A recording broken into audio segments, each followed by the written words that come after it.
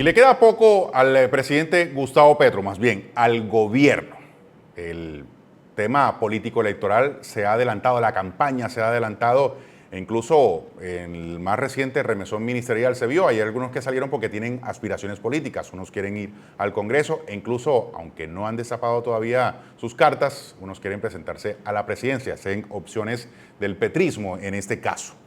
Pero el sector de oposición también está en campaña. Son dos miradas de país, cada quien en su propia orilla, y demos un vistazo desde ese punto de vista a ver cómo está comportándose y el plan de la oposición frente a este gobierno y frente a esta adelantada campaña electoral que ya está aquí a la vuelta de la esquina. Y por eso a esta hora quiero darle la bienvenida a Wilson Ruiz. Él es ex ministro de Justicia. Buenas noches.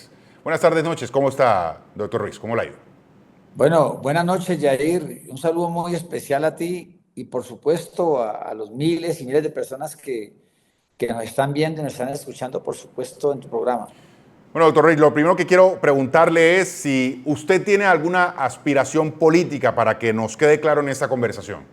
Mira, mi querido Yair, pues yo soy consciente que para ser presidente o primer mandatario de los colombianos tenemos que tener dos requisitos muy importantes. Bueno, aparte de los legales y constitucionales, que es tener, digamos, recursos económicos y tener una plataforma política. No te lo niego, ahora que recorrí todo el país, es más, estuve allá en Cartagena y claro, me he dado cuenta de todas las deficiencias del país. No se descarta esa posibilidad.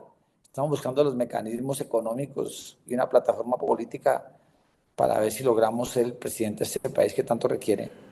Usted hoy le hace oposición al presidente Gustavo Petro, una oposición, o más bien forma parte de ese sector que le hace oposición al presidente Petro, una oposición que se ha acentuado porque ya, como lo dije al principio, la campaña presidencial, la campaña electoral, el Congreso ya está aquí a la vuelta de la esquina, se ha adelantado. Y yo quiero preguntarle desde su perspectiva si el gobierno del presidente Petro, que se ha renovado hace ya una semana a nivel ministerial, tendrá chance de mostrar resultados que calen en las posturas de la oposición. Bueno, Yair, mira, te quiero decir lo siguiente.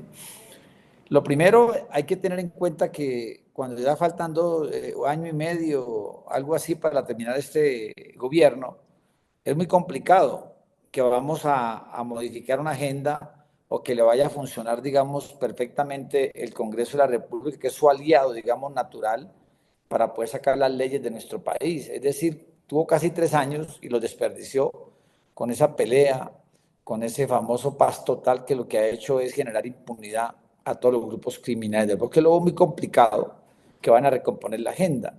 Yo más bien diría que el futuro político de nuestro país está en juego y que las elecciones que se vienen el próximo año, como tú lo acabas de decir, para mí van a ser cruciales.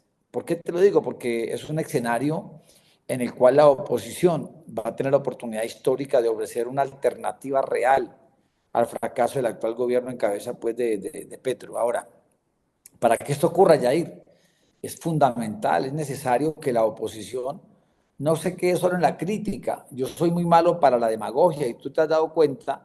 Entonces aquí no solamente criticar, sino presentar propuestas sólidas, que sean coherentes y por supuesto capaz de conectar con los anhelos del resto de colombianos que están, digamos, cansados de lo mismo y de la polarización y también, digamos, las promesas que son incumplidas por parte de este gobierno. Ahora, el gobierno de Petro, pues ha mostrado claras señales de una ineficacia o ineficiencia en la ejecución que yo le llamo de políticas clave y que aquí es un país que necesita ya ir más unidad, menos problemas y unas soluciones, diría yo, pragmáticas, no una confrontación constante como lo que está pasando. Ahora, en vez de ofrecer respuestas claras, considero yo, y eficientes a los problemas estructurales que enfrenta nuestro país, imagínense, por ejemplo, la seguridad, la pobreza, la injusticia social.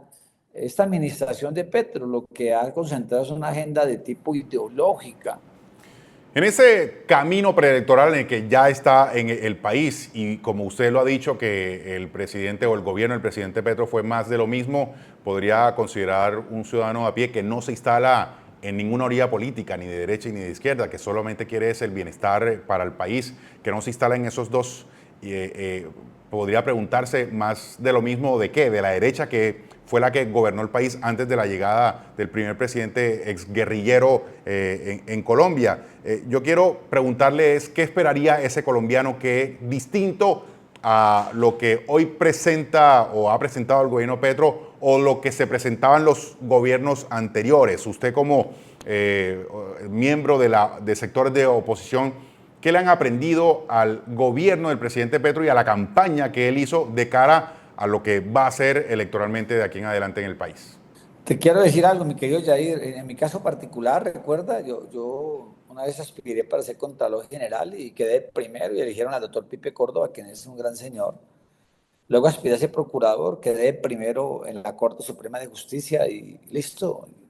Cuando el presidente de la República me llamó para que fuera su ministro, y yo le acepté para prestarle un servicio, digamos, al país. Lo hubiese hecho hasta con otro gobierno. No me tienen sin cuidado por todo mi perfil académico y por el doctorado y todo lo que yo he hecho en la vida.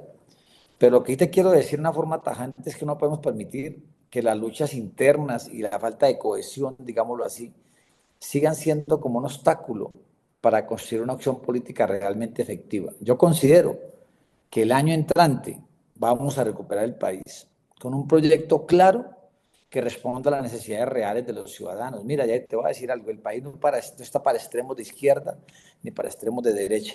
Simplemente una persona, puede ser mujer o hombre, que represente los intereses del país, que sea una persona que respete el Estado Social de Derecho, que respete la Constitución, es lo más importante, y devuelva a Colombia ese rumbo que realmente todos esperamos y que merecemos. Y cambiando de tema, señor Ruiz, y voy a aprovechar que usted fue exministro de Justicia y que conoce todo el andamiaje de la justicia en el país, yo quiero preguntarle sobre la lectura que está haciendo frente a lo que está pasando con casos como, por ejemplo, el juicio contra el expresidente Uribe, donde aparentemente se están violando o hay violaciones procesales. Y por otro lado, todo lo que está ocurriendo con la investigación, o bien la fallida investigación, a toda la corruptela en las instituciones, sobre todo en la policía, del tema del papá Pitufo y ese clan o más bien corruptela alrededor del contrabando. ¿Cuál es la lectura que hace frente al aparato judicial actualmente? ¿Qué hace falta? ¿Qué está pasando? ¿Qué hay por hacer? Y que usted